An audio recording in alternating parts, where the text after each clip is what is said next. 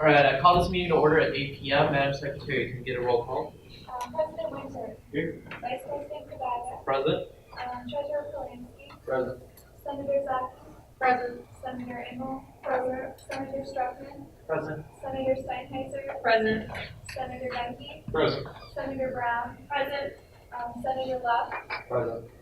Senator Garner. Present. Senator Mestiza. Here. Senator Pimentel. Here. Senator Hollis. Here. Senator Abel. Here. Senator Warren. Present. Senator Lucas. Senator North. Senator Parisa. Here. Senator Jacobs. Present. Senator Cervantes. Present. Thank you.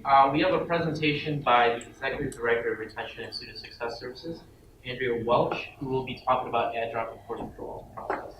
Yes, the floor.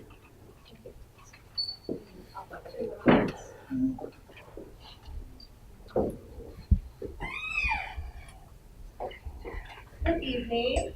How are you all doing? Okay. I am the Executive Director for Retention and Student Success. It was a new role created last year. I was hired last June, so I've been here just over a year. My role primarily for the university, I work within the provost office to look at ways that we can help retain students and help them become successful students up through graduation. So there's a lot to that role. One of those areas is looking at policies and practices on campus, so improvement of policies and practices, and trying to create more seamless interactions behind the scenes for students, but also how they interface with you as students. So one thing that was brought up in a Faculty Senate Committee meeting, EPC, was we are looking at changing add-drop policy. So currently, I'm not sure how many of you are familiar with the add-drop policy right now, but at the beginning of the semester, you have basically 5 days to add and 6 days to add and 6 days to drop a class in the beginning of the semester. Right now, we're looking at trying to possibly shorten the add time and lengthening the drop time of the class. The reason for that is because when you add a class late, and I don't know how many of you have, any of you gone through the add drop process? So about half of you, okay. So if you add a class late, you are entering the class maybe the second or third session in, and sometimes that creates discontinuity with how the class is taught or what you have to catch up basically with that class if you add it later. So we're trying to shorten the time to add so that it cuts down on the number of students entering courses later. We want to extend the drop to 10 days because as you get into your courses, what I'm finding with the course withdrawal process right now is that within the first 2 weeks, that's when you're really gauging your course load and whether you can handle it or not with the other commitments you have as a student. And also, if you're trying maybe too many credit hours, you might want to reduce the number of credit hours, or you're changing a major. There's a lot of different reasons why you might need to adjust that. So I'm just trying to gain some feedback from you as Student Senate group. We have all levels here, all different experiences about how you feel about our current add-drop situation right now. What were some barriers for you, and then some feedback on if we were to shorten the add and extend the drop period. So I'll open it up to discussion. Go ahead. Okay. So the first thing that I thought of was Model United Nations, the class in the political science department, Okay. because it's very, very popular and people get put on the wait list for it all the time. Oh. So my only worry with having people who are able to drop at 10 days is that those people from the wait list will get put in. Okay. That's good feedback. Okay. So my situation is actually exactly like that because I was on the wait list for Model UN, and I actually had to go through like the dean's approval for a different situation because of it. And so by the time I got the dean's approval to go into the class, I had to switch around all of like classes. And so I literally turned it in the day that it was due because I had to get all of the different like professor signatures and the chair signatures. So it just took a very long time, and like I was risking it to get into the classes that I needed in order to like graduate on time. Okay. That's very good points about the wait list. And right, clear the back first. And then I think extending the time to 10 days would be really beneficial for students because especially the first, definitely the first class you have, maybe even the second class you have, you're still like in syllabus day or like introductory day where you're not really getting into like the meat of the course. You don't really know what to expect. You haven't started to get a lot of your heavier assignments. So like it's hard to gauge in that time, like what kind of time commitment you're signing up for. Like those things don't start till the second week at least. So you don't really have an idea of what you're getting yourself into.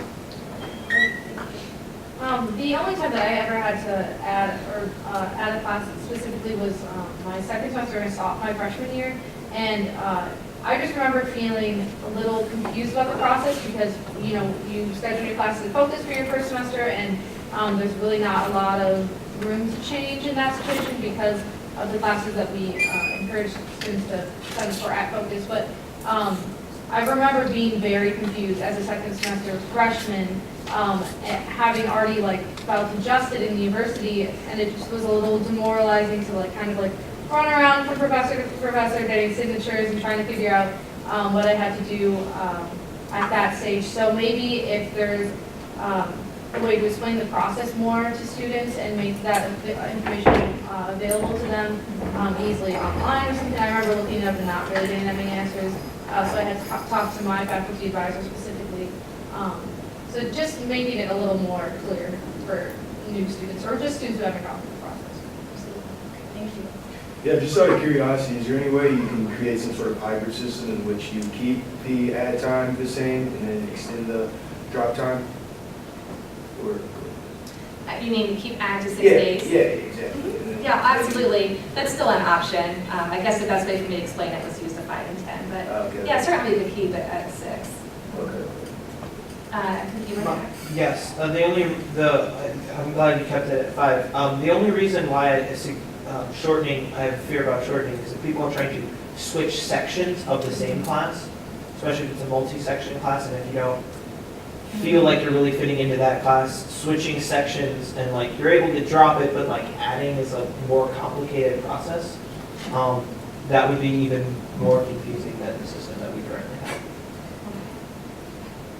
And going into the drop process, there's some classes that are technically counted as a full semester class, but then they're really only so many weeks, but they start later. And so I think if we could make it even if it was a smaller drop period for those, because I had to withdraw from a class because of test conflicts, and so I wasn't able to attend a certain class on one day because I had to drop that class so I could take tests for my other class. So I just think it would be beneficial if we looked into the courses that are technically a semester long, but really are only 6 weeks. I just wanted to reiterate what Senator Zaki said about just making the process more understandable to students, especially because there's dropping a course and there's withdrawing from a course. And I know that's totally different, but freshmen might not understand that difference and might end up not dropping a course, fearing that it'll hurt them in some way, but they just don't understand what that process means. And then when the time has passed, then they can't do anything about it. Very good points. Anything else to add about the add drop process? Yeah, I just want to hit on a couple of things. Since I began here, I have noticed that there are some things that need to be much better explained to students about the process and what it means. So much more clear about add drop and making the information's out there. I feel like it just needs to be a little more accessible to students, so it's an easier click and you can kind of see the process and the difference between a drop and a withdrawal and how that might affect your financial aid. I did improve the course withdrawal screens for students because I noticed that there was some statements about implications about this is what it could mean when we do a course withdrawal after the dropout period, but we didn't have a statement for student athletes or international students, which I thought was really important because if you go below a certain amount of hours as a student athlete, it could be compliance issues with the NCAA, or especially for international students with visa status, and so we made sure to include those implication statements now. And then I actually have a place where they can mark if they've met with an advisor or not, and then a reason of why they're withdrawing from the course. We weren't asking all of you why you were withdrawing from courses, and I thought that would be really important information to know. So far this semester, I've gotten great feedback through that process. I also think that the financial aid statement improved slightly, just saying that a withdrawal does have financial aid implications, or it could have, to make sure that you check on that. So we are starting to become a little more clear about that, but I do feel like an online, like a quick reference guide would be helpful. I know I've revamped the retention committee on campus, and right now one of our projects is doing process mapping about how it interfaces with student processes. And so we're trying to create an online guide for students, faculty, and staff, that depending on your issue, you can click on, let's say, finances, and list the financial aid office or different processes within there, so that it could be a lot more accessible for everybody on campus. And that might help with student referrals as well, like if you have an issue where you should go and what the process is. So I just want to let you know that we are working behind the scenes on some of the things that you mentioned tonight. Is there anything else to add about the ADRA policy? Okay, as the academic year goes on, this is the year where I'm trying to focus on getting feedback from student groups on campus. I'm going to give you my email. So if any of you have any suggestions about how I could effectively reach different student groups on campus, just to gain their feedback on their experience while here at Valpo, that would be great. My email address is Andrea, ANDREA, .welch, WELCH, @valpo.edu. So I welcome any emails. Could you I guess further explain what you mean by groups? Yeah, it could be student orgs that I could go into and just have a conversation with them. I did visit with peer ministers on campus as a group, and it was great feedback about their varying experiences about what we're doing great here, because we're doing a lot of great things. What are some things that we can improve, though, about the experience? And so we had a great discussion. And what I'm doing basically is qualitatively, I'll analyze it and look at trends overall. So I won't be sharing specific student feedback, but I am looking at trends about the experiences here at Valpo and how I can help maybe provide expertise or best practices around how we can improve some of those things that have been barriers for student success. So, okay, that's all I had. So, Thank you. okay, thank you.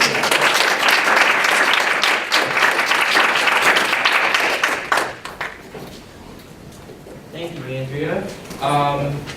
Seeing that we do not have any further concerns, is there a motion to approve the agenda? Motion to approve. Is there a second? All in favor of approving the agenda, please say aye. Aye. All opposed? The agenda is approved. First item is Senator's reports. Senator Pimentel.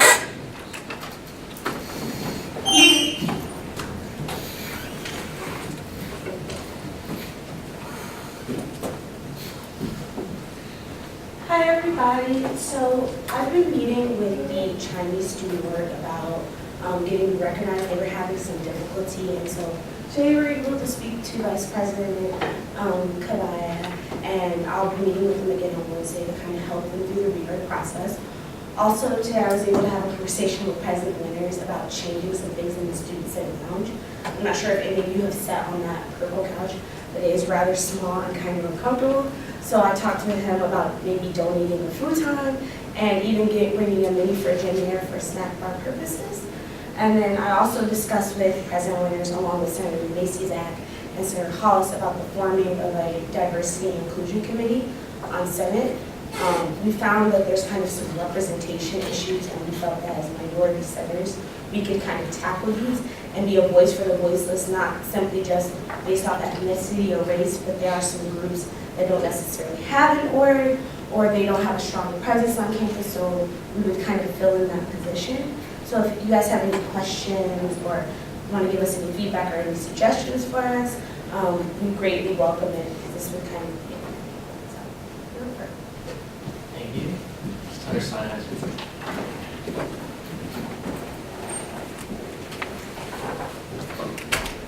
Hi everyone. I just wanted to take a minute and talk about the value of forums, like student forums. A couple senators and I just came back from the dining services forum that they had after our last meeting. And it was so great to see so many students in the same room expressing their views about how the university is, I guess, working. So if you do have a student come to you with a concern, or if it's even like somebody who comes up here and does a presentation and you feel like a forum would help, please suggest it, because they were really, really helpful. So just keep that in the back of your mind, and make sure you attend them yourself too, and report. Senator Warren.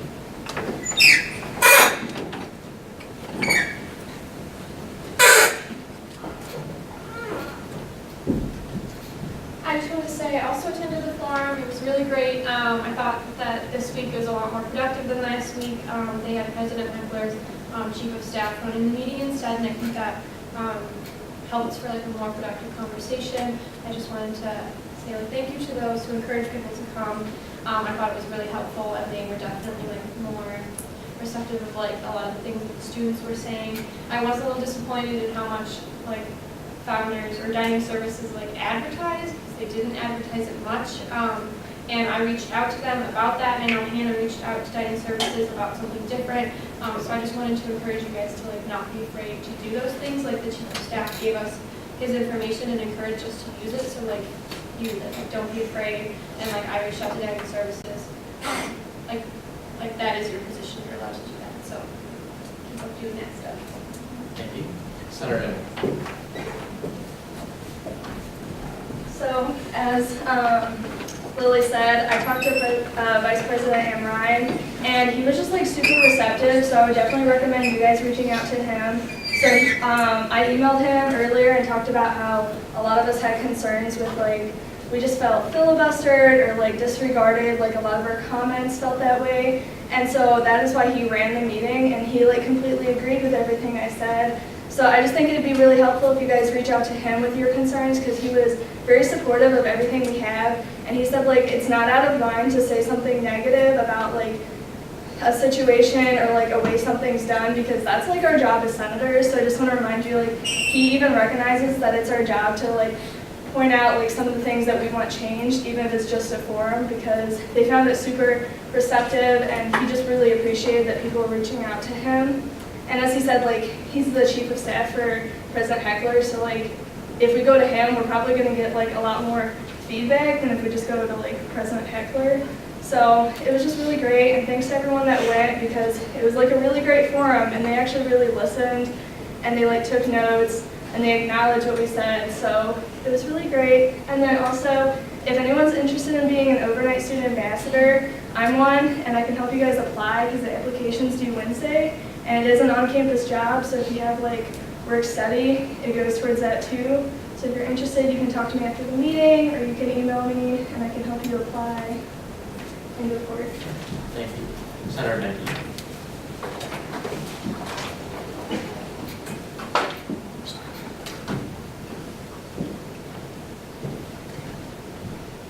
So over fall break, I traveled down to Disney World with 9 other engineers for a class in leadership and engineering.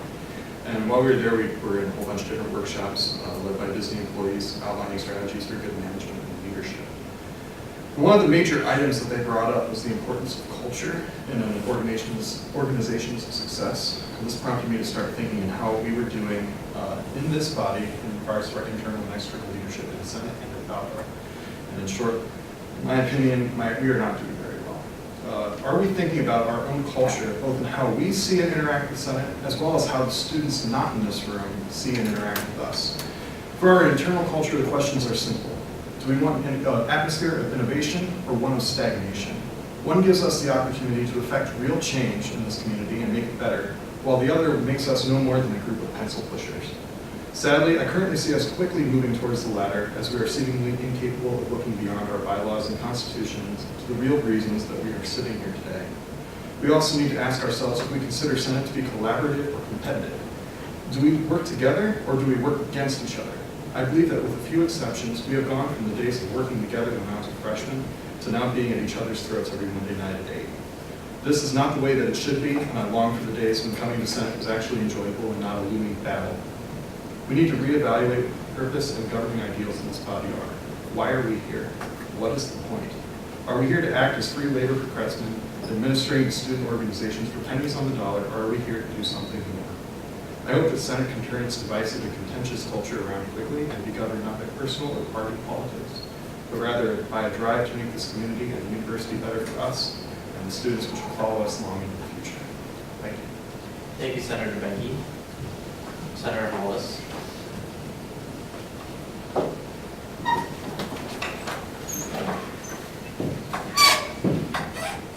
Okay, so actually there's some good news. I guess I will wait for the end. I got IT to go into our office, and now people have noticed it, it won't happen. It's a really good thing now. They put a printer in our office. We didn't have one before. And they actually told me that they just had one sitting around and they were going to put it in there. So, of course, I'm expecting like this 1990s printer. But no, this one actually like scans, and it's like a really nice printer. I don't know why they just had it sitting around, but they did. So, and all 5 computers work now, and they all have internet, so we're good to go.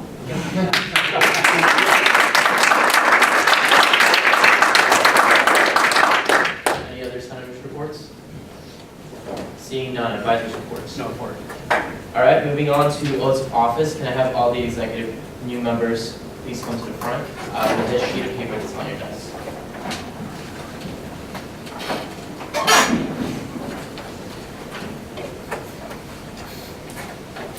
Point of order. Yes, Do you want the new senators up there as well? No? we're going to do them separately because they have 2 different oaths of office. So you can-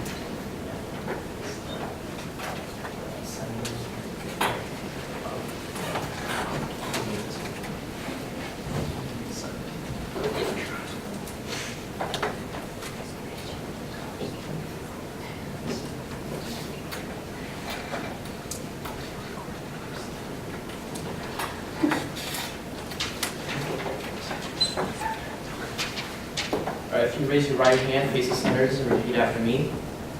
I state your office. I, Parliamentary Assistant Treasurer.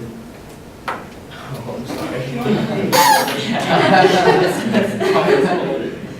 I state your name.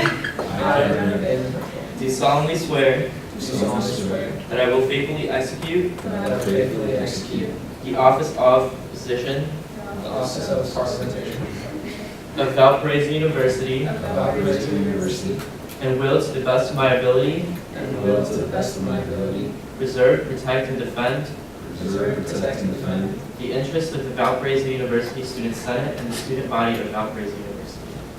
the interests of the Valparaiso University Student Senate and the student body of Valparaiso University. Thank you. We're giving them a round of applause.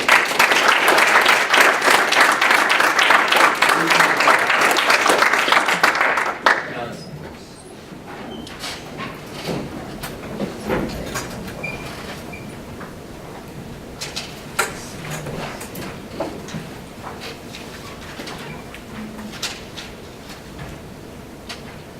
You get ready? All right. I say your name. I, Jolie,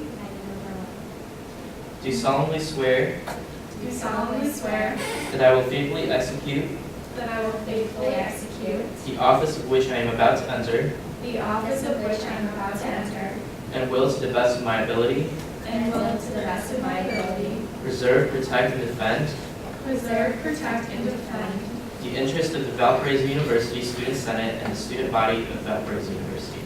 the interests of the Valparaiso University Student Senate and the student body of Valparaiso University. Thank you.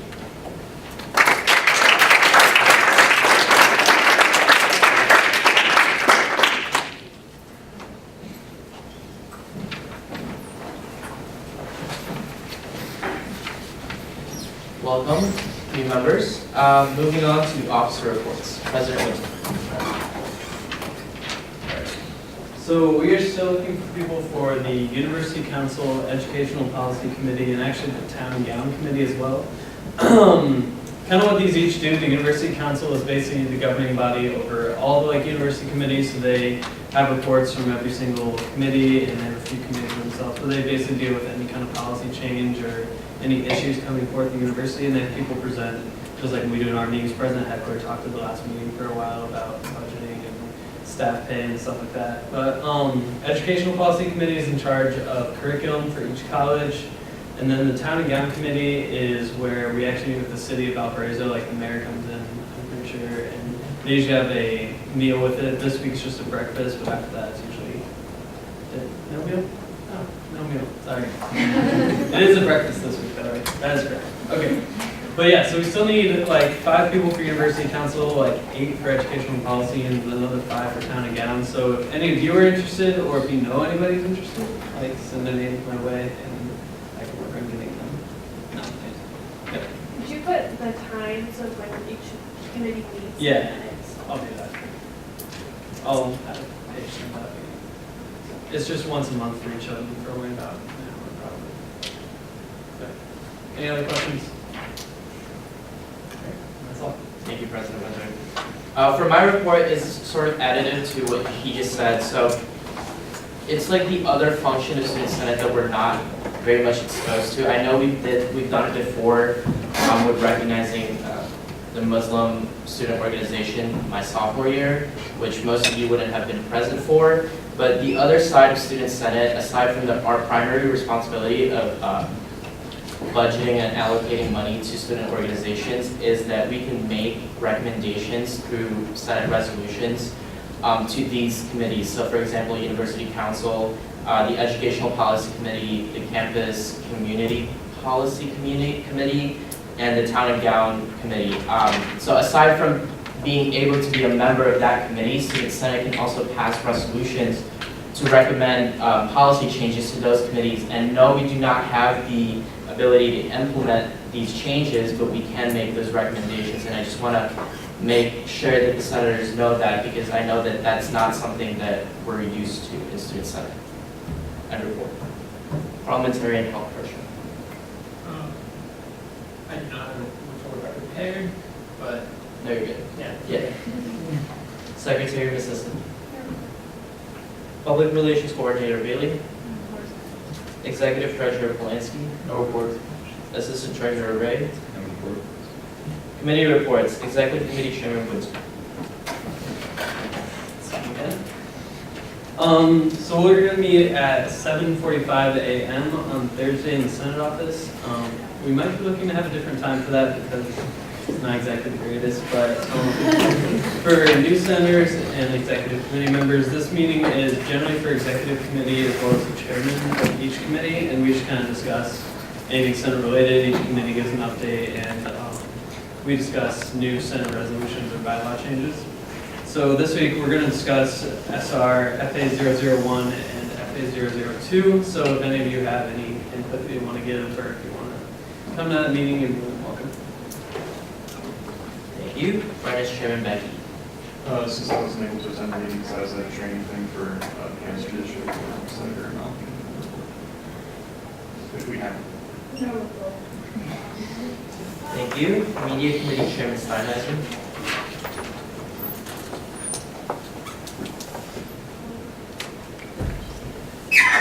The lighter is now taking submissions, so for those of you who don't know or new freshmen, that's our campus literary magazine, although they're currently in the process of changing the media code so that it's our literary journal, so we'll be voting on that sometime in November. But they take photography, poetry, short stories, anything you guys can think of. I highly recommend that you guys submit, or at least encourage others to submit, because this little book kind of represents the culture on our campus, and I think it's really cool. But yeah, so in addition to that, they are changing the media code, so we'll have those to vote on in November. And then next week, we are interviewing people for the editor-in-chief of the Lighter, because the editor-in-chief is studying abroad, so she won't be here next semester. End report. Thank you. Screening Chair Warren.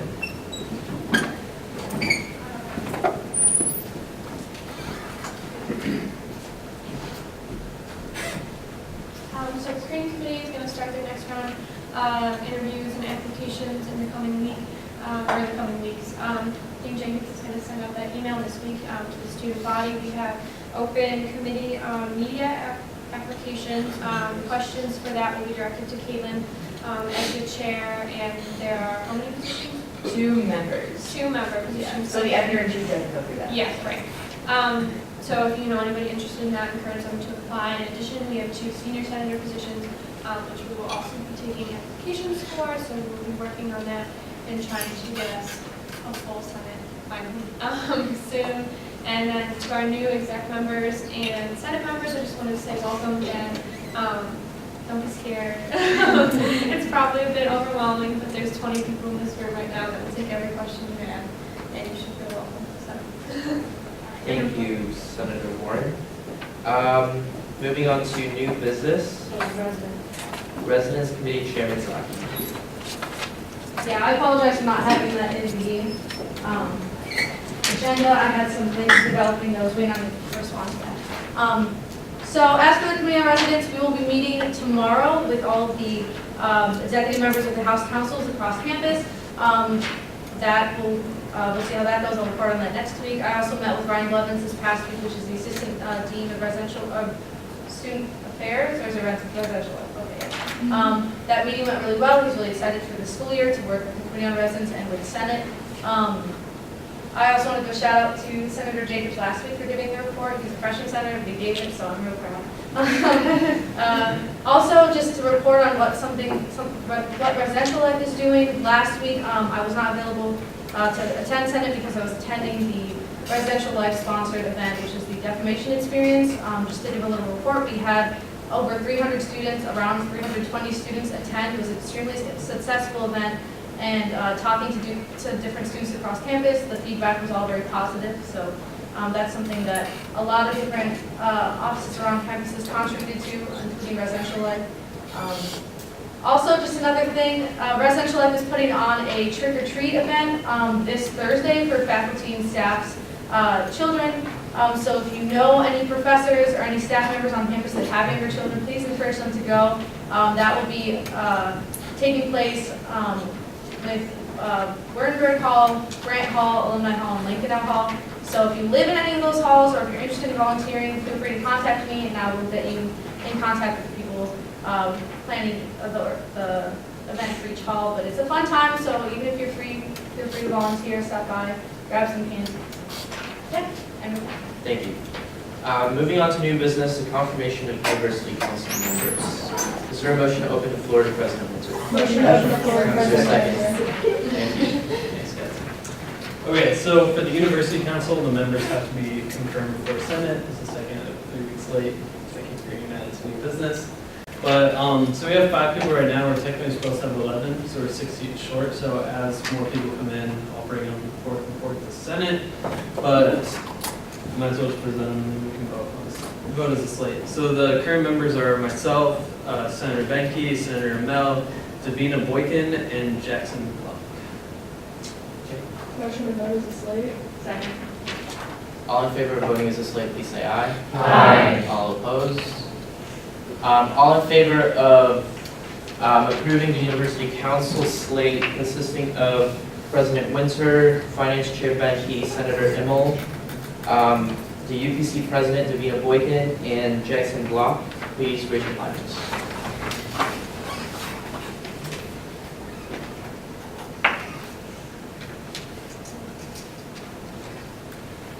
Thank you. All opposed? And abstentions. Vote passes 19-0. Yep. Awesome. Thank you. And again, if any of you have recommendations for that or want to be on it yourself, just let me know. Seeing that there are no formal concerns, does anybody have any items for postmortem? Seeing none, is there a motion to adjourn? Motion to Is there a second? All in favor of adjournment, please say aye. Aye. All opposed? Meeting adjourned.